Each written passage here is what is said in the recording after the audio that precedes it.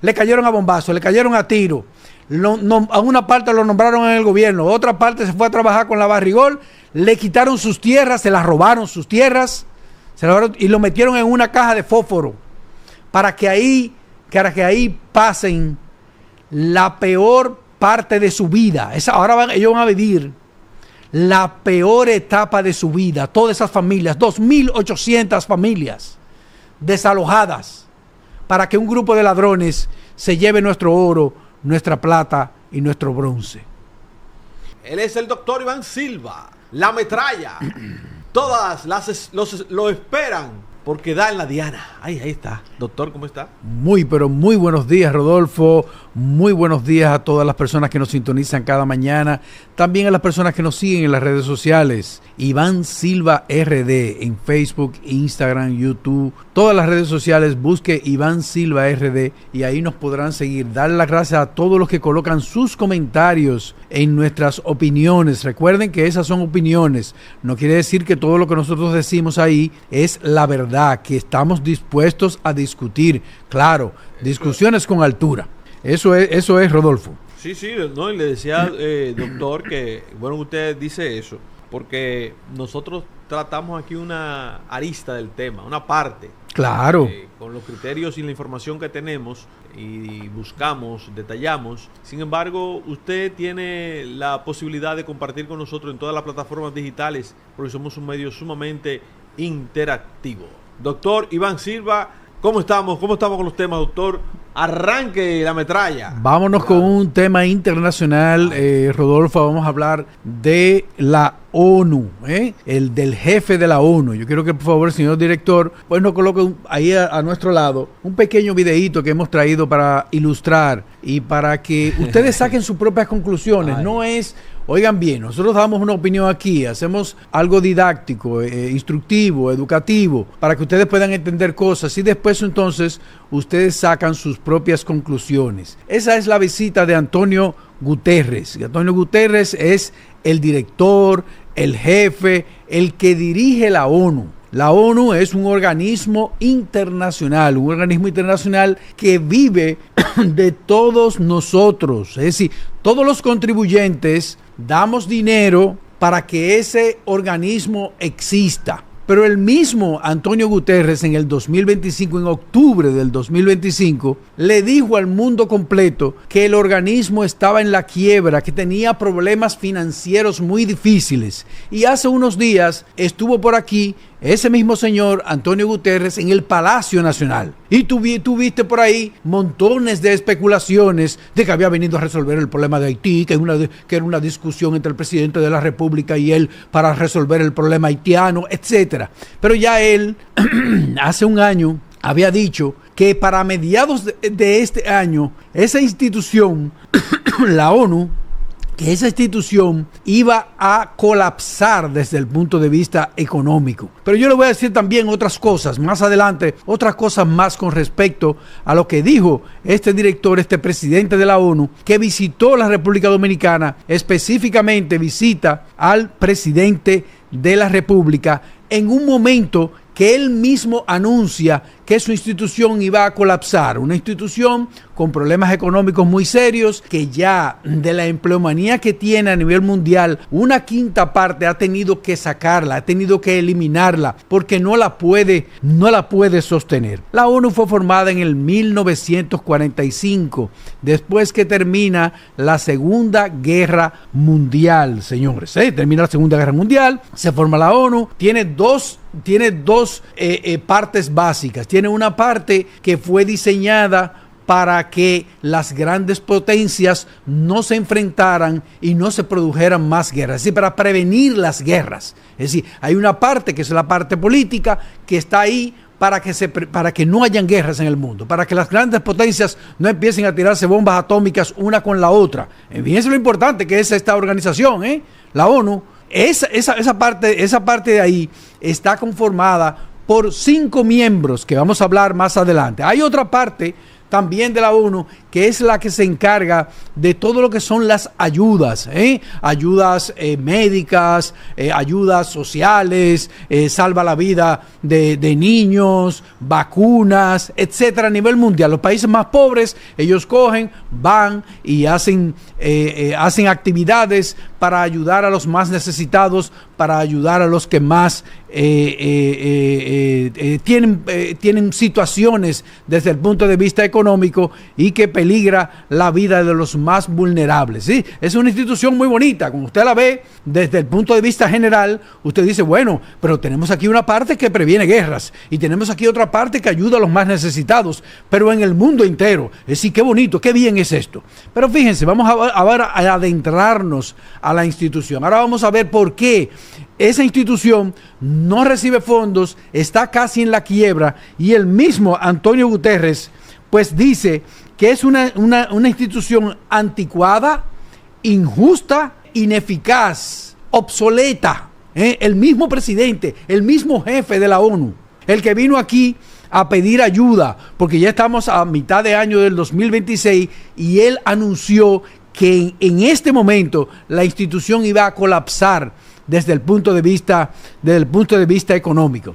Entonces, en el asientos permanentes en la ONU, en la parte política, en la parte que debe prevenir las guerras, se encuentran las naciones que ganaron la Segunda Guerra Mundial. ¿Quiénes ganaron? Pues ganó Estados Unidos, ganó Inglaterra, ganó Francia, China, Rusia. Es decir, esas fueron las 5 naciones. Entonces, esas 5 naciones tienen 5 asientos permanentes, y esos asientos permanentes tienen derecho al veto. Es decir, cualquiera de ellas, no importa lo que piense el mundo entero. Es decir, el mundo entero puede decir, nosotros no queremos una guerra en el Medio Oriente. Es decir, el mundo entero. Pero si uno de estos países dice, no, la guerra del Medio Oriente va, ya, la guerra del Medio Oriente va. Fíjense ustedes, el mundo entero, no queremos guerra en el Medio Oriente. Pero si uno de esos 5 que están ahí dice que sí, que la guerra en el Medio Oriente va, la guerra en el Medio Oriente va. Es decir, solamente uno, no se necesita 4, no se necesitan 3 de los 5, solamente uno tiene poder de veto sobre el mundo completo. Por eso es que ustedes ven que un sistema como este por eso es que el mismo presidente, el mismo jefe de la ONU te dice que es obsoleto, que es infuncional. Hace 50 años, pues este sistema funcionaba y funcionó, porque no permitió que grandes potencias volvieran y hicieran o crearan una segunda guerra mundial. Pero ya los tiempos han cambiado, ya han pasado 80 años, señores, y este sistema, esta institución debe ser transformada, debe ser modificada, y hay muchos países que han estudiado esto, que han analizado todo esto y han llegado a la conclusión de que en esos asientos permanentes deben estar ocupados también por otras potencias. ¿Por qué? Porque el mundo ha estado evolucionando, señores, y esas potencias que se vive constantemente hablando de que deberían ocupar uno de esos asientos permanentes y tener poder del veto. En una de ellas es Brasil. Brasil es la economía más sólida de toda Latinoamérica. Es uno de los países que tiene mayor población también. Brasil, pues, es uno de los miembros fundadores de la ONU. ¿No creen ustedes que se merece estar en un asiento permanente? ¿No creen ustedes que se merece, pues, tener derecho al veto? Pues sí, ellos piensan que sí, que Brasil debería estar ahí representando a toda Latinoamérica. Tal vez si Brasil hubiese tenido derecho al veto, tal vez si ese consejo para prevenir las guerras hubiese estado Brasil, tal vez lo que ocurrió en Venezuela no se hubiese dado. Tenemos la India, uno de los países mayor poblados del mundo, una de las 5 economías mundiales, y también la India es la que envía más tropas en las misiones de paz de la ONU. También se ha pedido muchas veces que por estas características de este país, pues la India sea parte también del Consejo de Seguridad. Pakistán, 250 millones de habitantes, pero es una potencia nuclear. ¿Recuerdan ustedes cuando estuvimos hablando aquí de la energía nuclear? Pakistán es la potencia principal nuclear en el mundo entero. Y África, señores, África, el continente más grande del mundo, con 54 países, el 65% de las resoluciones y de las discusiones que se hacen en la ONU se hacen por conflictos y problemas que existen en África. ¿Por qué África no es parte de ese Consejo de Seguridad? ¿Por qué África no tiene, aunque sea un voto, un voto de veto en ese Consejo, Consejo de Seguridad? Entonces, ya vieron ustedes que tenemos arriba, tenemos un organismo completamente infuncional, que es obsoleto, señores. La parte de arriba. ¿Por qué? Porque solamente tiene 5 países. Cualquiera de ellos puede decidir si una guerra va o si una guerra no va. ¿Con qué? Con el poder del veto. Eso se me pareció mucho a mí cuando estuvimos analizando esta situación. Se me pareció mucho al Consejo Nacional de la Seguridad Social. El Consejo Nacional de la Seguridad Social es el que decide aquí en la República Dominicana qué se le puede dar a la población, al pueblo, en materia de salud y en materia de pensiones. Él es que decide ese consejo. Ese consejo también está conformado por 5 miembros. Y cualquiera de esos miembros tiene derecho al veto. Y si uno de ellos no está de acuerdo con una cosa, esa cosa no se hace. Por ejemplo, si hoy en día hay una cirugía para el apéndice que se hace con 2 hoyitos, ¿verdad? O sea, hacer una apendicectomía, es decir, sacarle el apéndice con 2 hoyitos. Si esa técnica quirúrgica, uno de ellos dice que no va a ser cubierta por las ARS. Si uno de ellos dice que no, esa técnica quirúrgica moderna, ninguno de ellos la paga. La que se paga es la que te rajan por aquí, te meten un dren, tú tienes que estar interno 7 días en el hospital, tiene muchísimos riesgos de infección, tiene muchísimos riesgos de sangrado, etcétera. Esa es la que ellos dicen, sí, es así. Esa es la que se puede aprobar. Ese es el Consejo Nacional de la Seguridad Social, que se parece mucho a este Consejo de Seguridad de la ONU, que es obsoleto, que es ineficaz. Es el mismo presidente de la ONU, el mismo director de la ONU es el que lo dice, señores. Entonces ya vimos algunos de los países que cuando se hacen los foros, cuando se hacen las discusiones, se dice que uno de estos debería ser parte de ese organismo. También está la famosa Asamblea General de la ONU, porque usted me va a decir, bueno, Iván, pero está bien el Consejo de Seguridad, también es verdad que son 5, tal vez es verdad que es injusto, es verdad que no pero también tú tienes ahí la Asamblea General, que está formada por 193 países. La Asamblea General de la ONU, 193 países. Aquí están las grandes naciones, como por ejemplo Alemania, que es el país de la Unión Europea con la economía más sólida, unos 85 millones de habitantes, y también hay paisitos que solamente tienen 10,000 personas.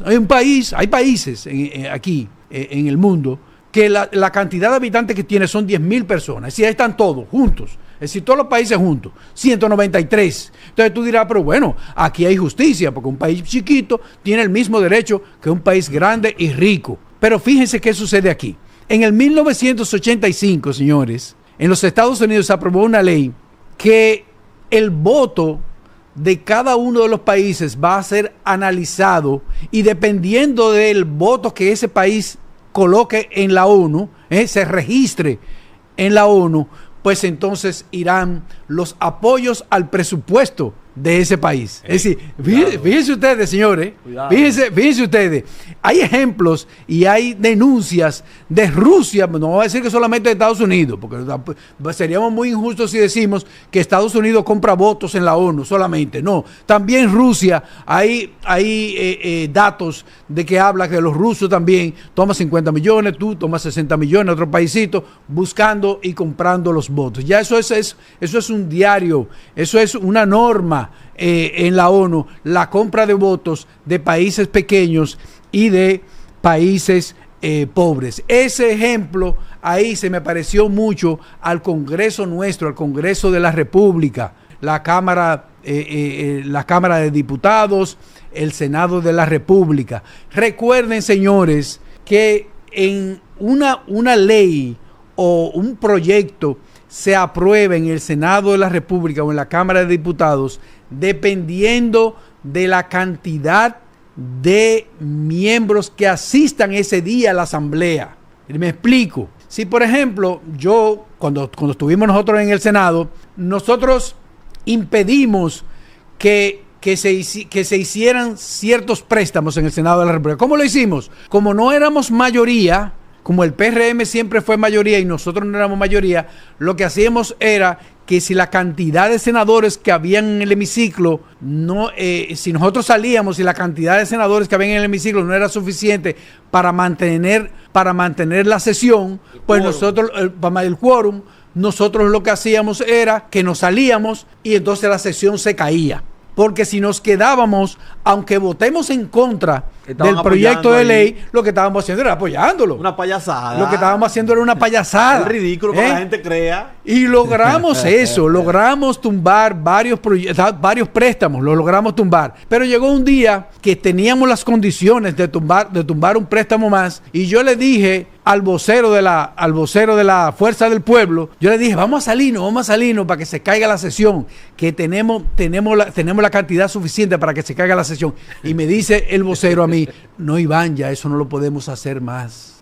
Oye bien, para la oposición, señores, la famosa oposición. Me dijo a mí, no, Iván, no podemos salir porque ya eso no lo podemos hacer más. Eso fue el cuatrenio pasado en el Senado de la República. Y eso mismo, señores, también vemos que ocurre en un organismo internacional como la ONU. Se lo voy a dejar hasta ahí para que ustedes lo analicen. Recuerden, tenemos una parte política que es completamente infuncional, que es anacrónica, porque ya hace 30 años que dejó de un sistema como este, dejó de ser útil para la humanidad y que muchos países deberían ser parte de ese consejo, deberían tener derecho al veto y no están. No hay manera de que estén ahí. Y tenemos la otra parte que es de ayudas humanitarias, miles de millones de dólares que maneja la institución, pero sin ningún tipo de control. Es decir, nadie puede ir y decirle en qué se gastó este dinero. El dinero simple y sencillamente ellos dicen lo usé para esto y todo el mundo tiene que aceptarlo tal y como fue, porque en esa Asamblea General de los 193 países hay muchos de esos votos, hay muchos de esos países que dependen de naciones más poderosas. Su presupuesto, el presupuesto de ellos depende de naciones más poderosas. Y próximamente también tendremos el telefonito aquí, si Dios quiere y lo permite. Y a eso va a ser. Es rogado por ese telefonito. Eso va a ser pela, pero ya. Es rogado por ese nuestro telefonito. Director está trabajando sí, señor. en eso para que próximamente tener nuestro telefonito y interactuar con la gente, recibir la llamada de la gente. Doctor Iván Silva. Muy bien. Señores, hemos traído hoy una imagen y hemos colocado un audio de unas declaraciones que hiciera el señor Wilson Camacho. Wilson Camacho, señores, la justicia dominicana. Recuerden que nosotros tenemos alrededor de 30,000 presos preventivos. Preso preventivo es una persona que la policía lo cogió, lo metió a la cárcel, le hizo un expediente, ¿verdad?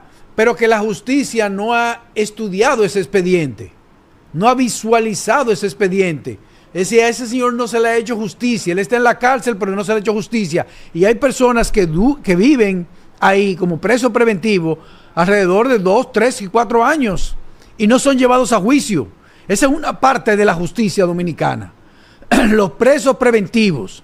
Y la otra parte de la justicia dominicana es el audio y el video que nosotros le hemos traído hoy. Señor director, colóquenos esa imagen con ese audio del señor Wilson Camacho, por favor. En primer lugar, la decisión que emitió el tribunal en el día de hoy hace referencia a 40 personas acusadas, entre personas físicas y personas morales. 35 de ellas han sido enviadas a juicio, incluyendo el caso de Ángel, el caso de Donald Guerrero, que es el eje operativo de esta estructura criminal. El tribunal dictó algunos autos de no al lugar a apertura a juicio a 5 personas y desde ahora le podemos decir que el Ministerio Público va a apelar esa decisión. Y le vamos a apelar porque de la sola lectura de la decisión en el tribunal se hace evidente que el tribunal entró en errónea apreciación de varias pruebas. Por ejemplo, acogió el testimonio tanto de Ramón Emilio Jiménez, Mimilo, el de Fernando Crisóstomo, el de José Arturo Ureña, y esos mismos testimonios a viva voz del tribunal, y está grabado en la audiencia, el tribunal ni se refirió cuando dictó estos autos de no al lugar, por ende, no valoró correctamente esta prueba. El tribunal dio incluso un auto de no al lugar a uno de los acusados que en un documento que aportó el Ministerio Público al tribunal escribió su nombre de puño y letra por 6 personas, incluyendo algunas de ellas que estaban fallecidas, y es evidente que el tribunal entra en contradicción, en inobservancia y en errónea apreciación de la prueba con relación a estos autos de no al lugar que otorgó, y esa es la razón por la que el Ministerio Público los va a apelar. ¿Cómo deja ver al Ministerio Público que dos de sus principales imputados no se han enviado a juicio de fondo? Yo creo que se hace necesario repetir que estos hechos ocurrieron en el Ministerio de Hacienda, y el ministro de Hacienda de ese momento está enviado a juicio en este proceso junto a otras 34 personas. Eso deja al Ministerio Público con un caso en el que ofertó pruebas suficientes para que fueran enviados a juicio y están enviados. Wilson, le están mandando una señal a la sociedad con esto no al lugar, Wilson. La jueza está mandando una señal con esto no al lugar. Que 35 personas de 40 hayan sido enviados a juicio es un triunfo. Aún así, el Ministerio Público va a apelar porque entiende que los 40 debieron ser enviados a juicio. Señores, ya ustedes vieron ahí. Ese es el que es hoy el Ministerio de Hacienda, Planificación y Desarrollo.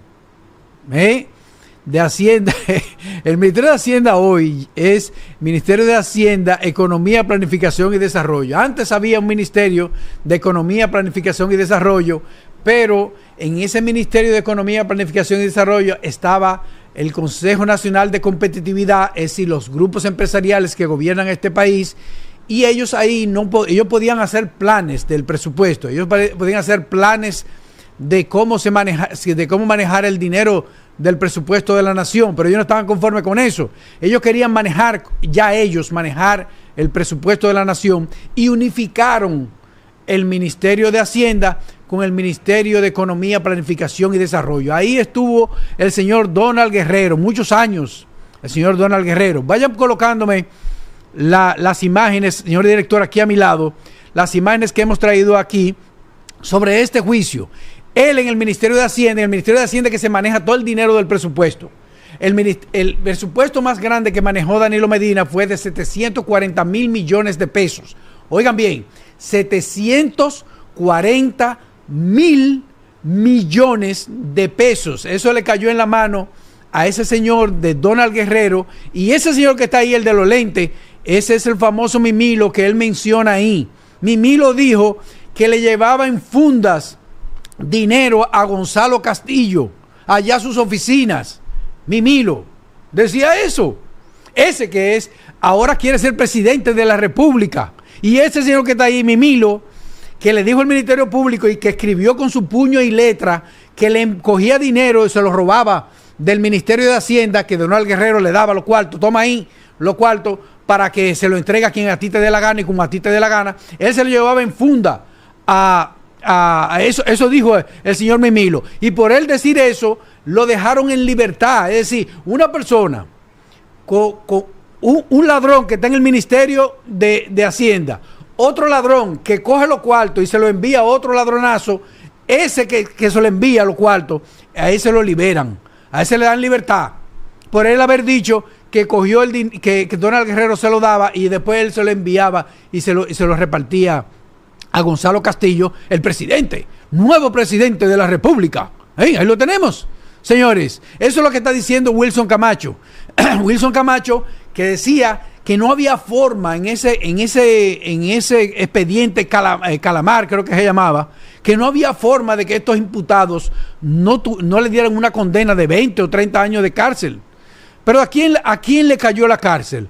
Le cayó la cárcel a los hijos de Machepa, a los que no llevaban fundas de dinero, a los que nunca recibieron funda de dinero. es que le va a caer todo el peso de esta ley. De esta ley que el que le roba al Estado Dominicano no hay ninguna consecuencia para él.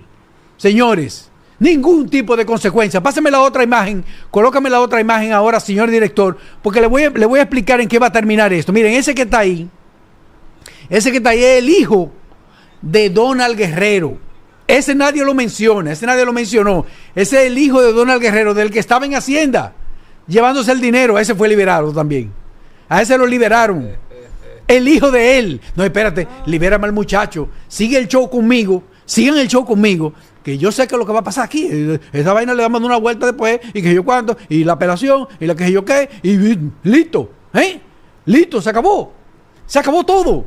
Ya su hijo se lo liberaron. Ya liberaron a Gonzalo Castillo. Ya liberaron a toda esa gente que Mimilo andaba con una funda de dinero, con cajas de dinero, camiones llenos de dinero, y se lo llevaba a sus oficinas, se lo llevaba a sus casas para que ellos cogieran y tiraran el dinero para arriba, hicieran fiesta. Esta gente, señores, agarraban el jacuzzi de su casa, los jacuzzi de su casa, lo llenaban de cuarto y se metían ahí, de que darse un baño de dinero. Todo esos relajos hicieron esta gente ahí en ese juicio. Los que están ahí en ese juicio, con el dinero del pueblo, pero ese es el dinero del pueblo. El dinero del pueblo no importa. El dinero del pueblo usted se lo puede robar. Le hacen este show que ustedes ven aquí, unos cuantos años, y después ustedes lo liberan. Y si su familia, usted puede meter a sus hijos también a robar. Enséñelo a sus hijos. Mira, mi hijo, tú tienes que aprender a robarte. Roba así, roba acá. Y si te meten en el expediente, no importa. Yo hago para que te saquen y después me salgo yo. Así es el juego. Póngame la otra imagen, señor director, para que la gente pueda seguir viendo la otra imagen. Miren aquí. Aquí está nuestro amigo Celso Marrancini.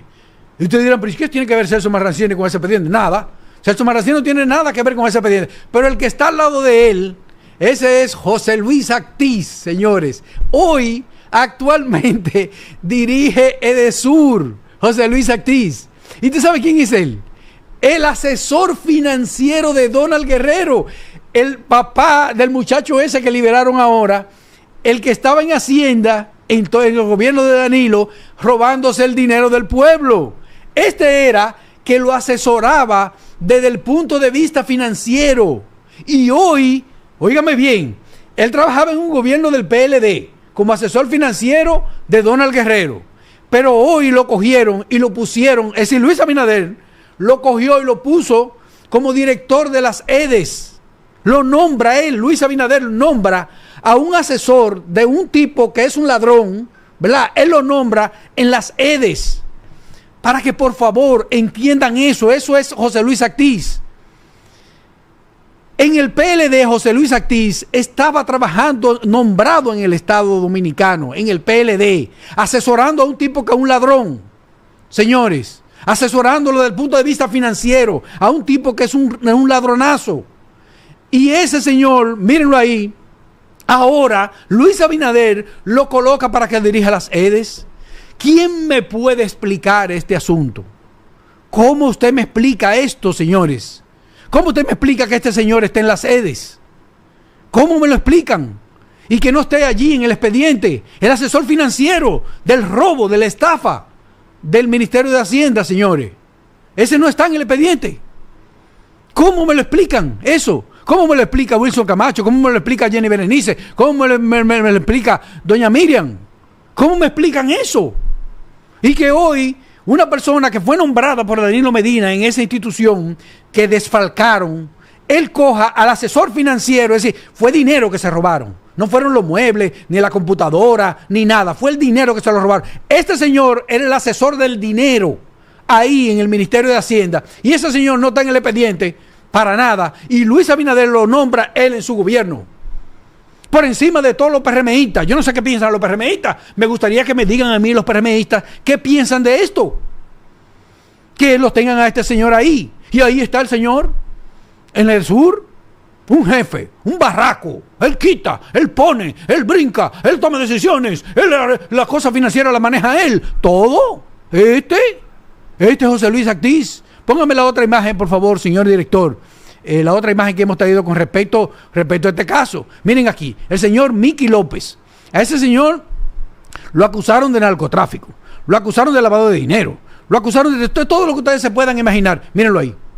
Tribunal declara extinta la acción penal contra Miki López. Ya. Pero ustedes vieron a Wilson Camacho, a Jenny Berenice, a doña Miriam. Toda esa gente estaban diciendo que esto era lo último, que ese señor era lo último que había en el mundo. Y hay un video, señores, que nosotros se lo presentamos aquí a ustedes, de Luis saliendo con un maletín del helicóptero de ese señor que está ahí. Un maletín en campaña, un maletín de cuarto en campaña, Luis Abinader, saliendo del helicóptero de este señor. Señores, ese señor, mira, extinta la acción penal contra él. Ya, ese señor tampoco. Ese señor no tiene nada que ver con la justicia. Fue un error. Fue un error de Wilson Camacho. Fue un error de Jenny Berenice. Fue un error de doña Miriam. Igual que Gonzalo Castillo. Igual que toda la gente del expediente Calamar. Igual que toda la gente de todos los expedientes, señores. Todos los expedientes de la gente que se roba el dinero del Estado terminan extintas. Extintas las acciones penales contra ellos. Términos que nadie entiende. Yo no sé lo que significa eso. Nadie sabe lo que significa nada aquí. Señores, aquí no se sabe qué es esto. Es la justicia. ¿Qué es lo que sucede aquí? Señor director, tenemos otra imagen. Póngame la otra imagen porque yo necesito que la gente vea este asunto, cómo es que estamos llegando aquí. Bueno, ese es el próximo tema. Ese es el próximo tema que nosotros vamos a hablar hoy.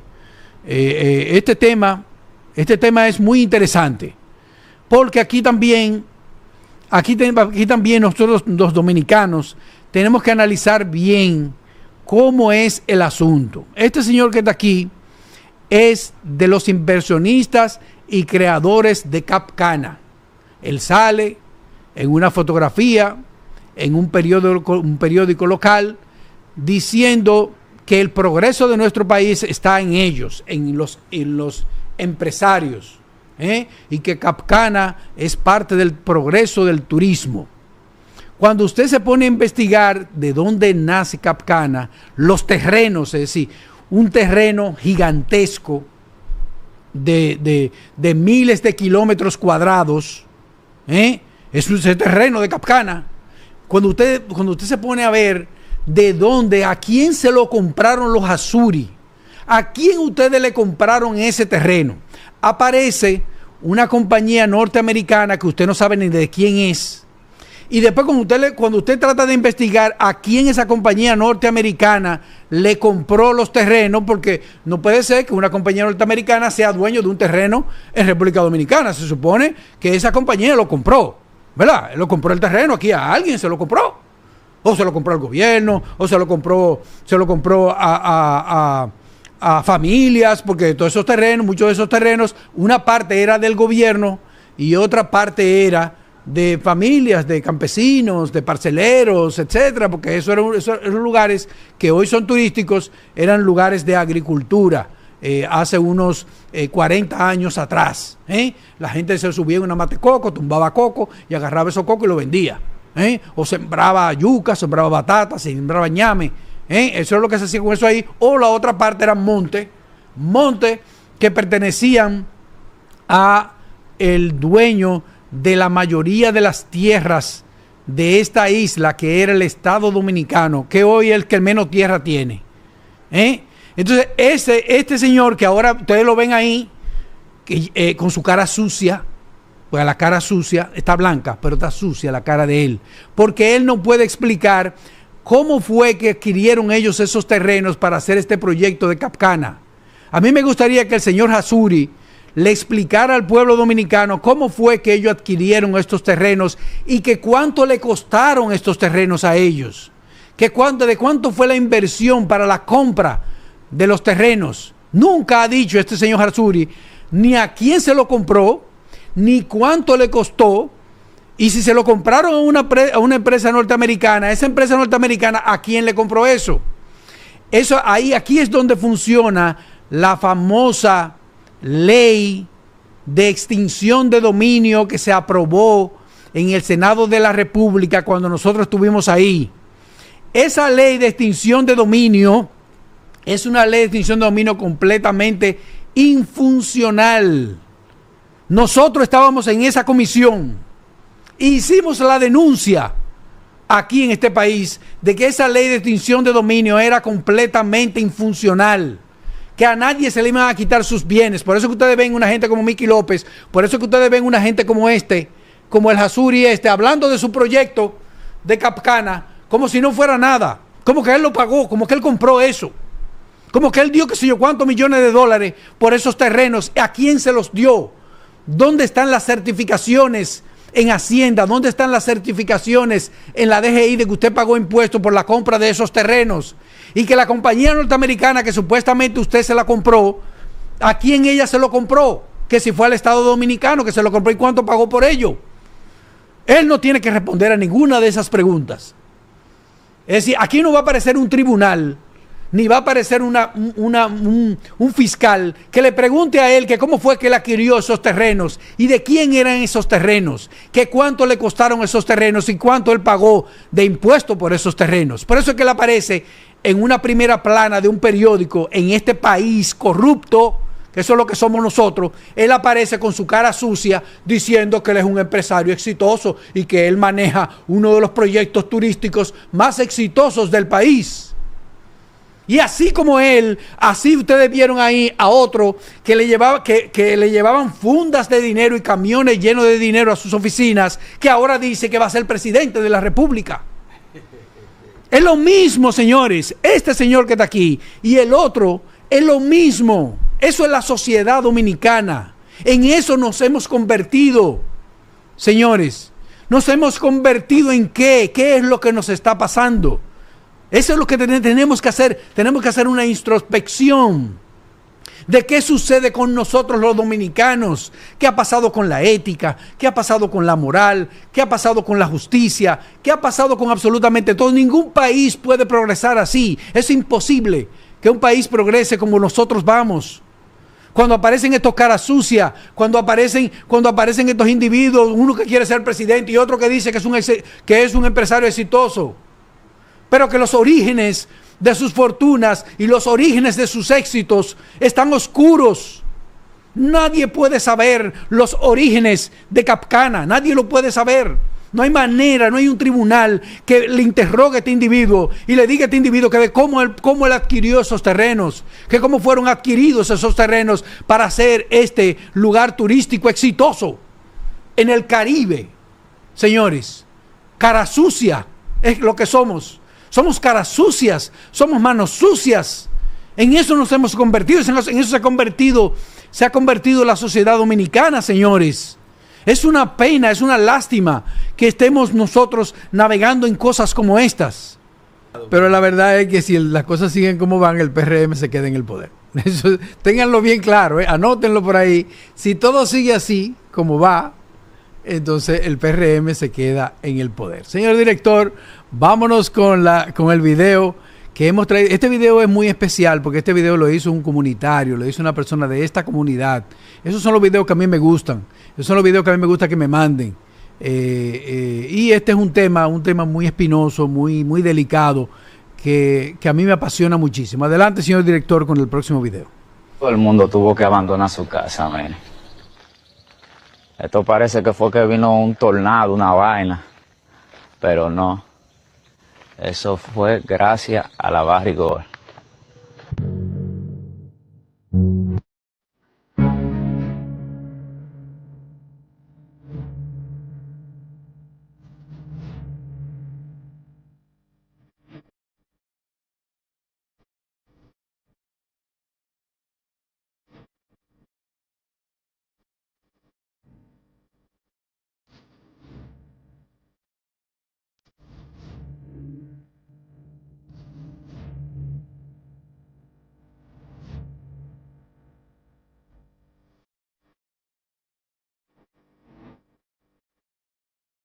Todo el mundo tuvo que abandonar su casa, man. Señores, este es el resultado de una lucha de años, señores, luchando para que una minera no desalojara a más de 2.800 familias en un sector de Cotuí, donde ellos decidieron pues sacar más oro, sacar más plata, sacar más bronce y robárselo a nosotros los dominicanos, porque esta gente no paga ni un solo centavo de impuesto. Esta gente, el oro, la plata, el bronce que se lleva de manera contractual, es decir, por contrato, no tiene ninguna responsabilidad con el Estado dominicano, pero tampoco por el daño medioambiental que ellos hagan, tampoco tienen de manera contractual, entiendan los dominicanos, entiéndanlo, de manera contractual, el contrato dice que ellos no tienen responsabilidad por el medio ambiente. Todo lo que ellos contaminen y destruyan tampoco tienen responsabilidad. Y aquí se utilizó el ejército, la policía, la aviación, todas las fuerzas del Estado dominicano para desalojar de manera forzosa a esos ciudadanos, a todas esas familias que estaban viviendo ahí generación tras generación de la agricultura. Esta gente vivía del cacao, esta gente vivía de su vaquita, vivían de sus chivos, de sus gallinas, y le dieron 3 centavos y los colocaron en unas cajitas que le dicen allá en Cotuí la caja de fósforo. Caja de fósforo es porque son bajitas como la caja de fósforo y cuando le dé el sol nadie puede estar ahí adentro. Eso es fuego puro.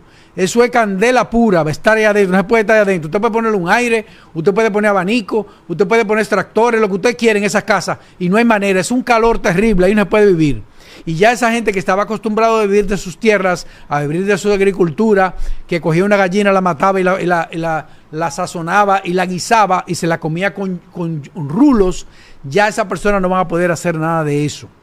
Esa gente va a pasar ahora hambre, va a pasar miseria, va a pasar las angustias más grandes. Le dieron 3 centavos, les quitaron unas tierras que cuando usted hace así, perfora 25 metros hacia abajo, usted lo que encuentra es oro. Oro, llena de oro, todo eso está lleno de oro ahí, lleno de oro. Todas esas tierras se las arrebataron junto con el ejército. Este presidente corrupto mandó al ejército a sacar todas esas personas de ahí.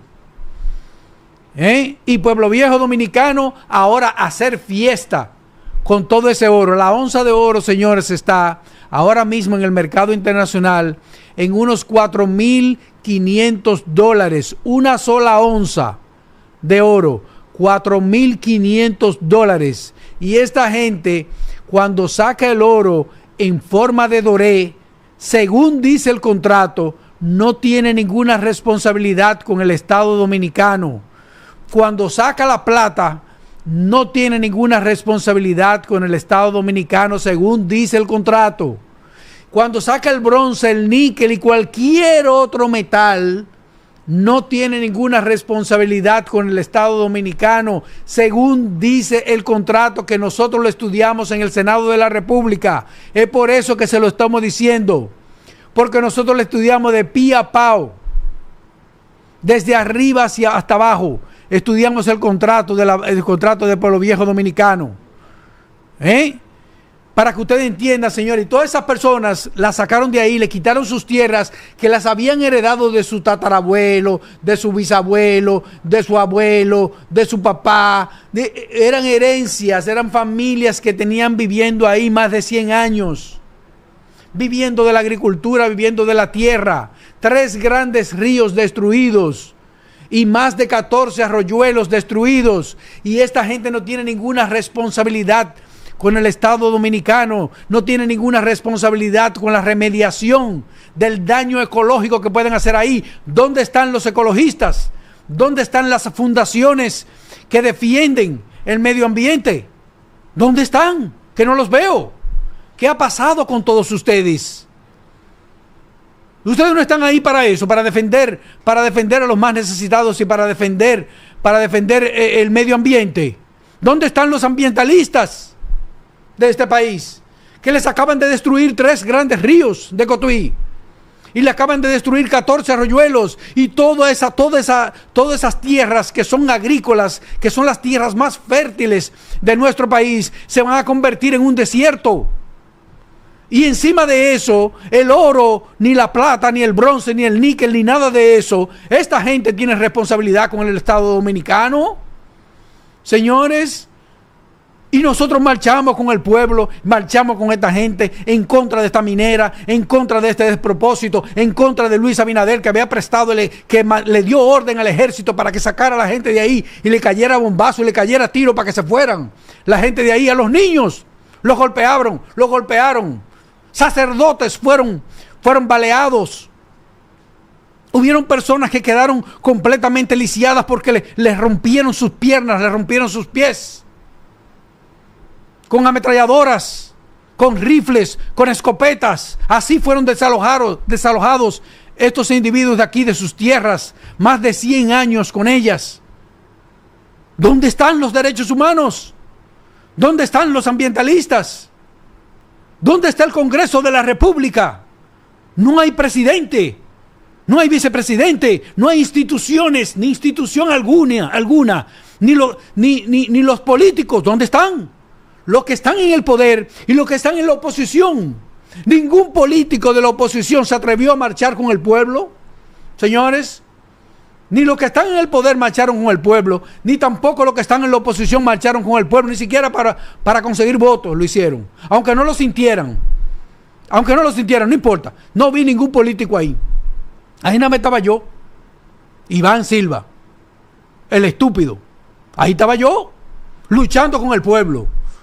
Y el organizador de todas esas marchas, de todas esas manifestaciones, ahora trabaja para la Barrigol. Esa es la información que tengo. El amigo mío, que yo andaba con él. Y de un momento a otro el hombre se viró a trabajar con ellos. Yo no voy a seguir en esta vaina cogiendo lucha con esta gente y vaina, gente que no quieren luchar por su vaina, y me voy a trabajar con los opresores y los otros nombrados en el gobierno. El senador de ahí de la provincia agarró y le consiguió nombramiento a todos los otros. Ven, porque aquí tiene un nombramiento tú, aquí de la hija tuya y todo el mundo. Y déjenme esta vaina así. Esto hay que desbaratarlo. Esto hay que destruirlo. Y hay que dejar que esta gente sigan robando. Sigan robándose nuestro oro. Una empresa que nosotros sabemos quiénes son los dueños. No sabemos si son dominicanos o son extranjeros. Porque según la ley, no, el dominicano, si una empresa hace un negocio con las cosas nuestras de los dominicanos, nosotros no podemos saber ni siquiera los nombres de ellos. Violando la Constitución de la República, pero tú vas al Tribunal Constitucional y le dices que eso viola la Constitución de la República y el tribunal te dice que no viola la Constitución. Que sí, que se puede, un tipo sin nombre puede robarse las cosas del Estado Dominicano. No, ni siquiera el nombre lo podemos saber. Los nombres, quiénes son los dueños, nada se puede saber. ¿De quiénes se están robando nuestro oro, señores? Y ese es el final de esta lucha. Por eso es que usted ve que mi familia está en contra mía, mi propia familia está en contra mía. ¿Que para qué tú vas a luchar con esos desgraciados? Me dice mi familia, ¿para qué tú vas a luchar por esa gente? Si esa gente no va, si esa gente por ellos mismos no se atreve a luchar, ¿por qué tú vas a luchar por ellos, Iván? Me parezco a Don Quijote, ¿no? Mira Don Quijote ahí, cuá. La gente se muere de la risa. Cuando me ve, la gente se muere de la risa. ¿Qué tú haces luchando por esa gente? Tú no tienes nada que ver con eso, porque tú no bregas con oro, tú no bregas con nada de esa vaina. Esas tierras no son tuyas. ¿Qué tú haces ahí, Don Quijote? Cuá. Me muero de la risa. Yo verte a ti luchando por esa gente. Todos se fueron, le cayeron a bombazos, le cayeron a tiro.